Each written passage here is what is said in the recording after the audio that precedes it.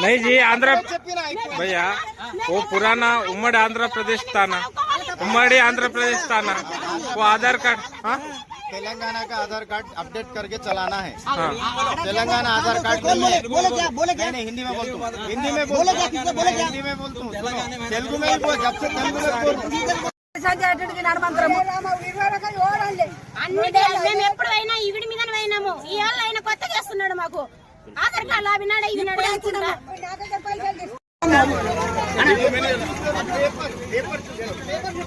చెప్తే తెలుస్తుంది కదా బస్ చెప్పవచ్చు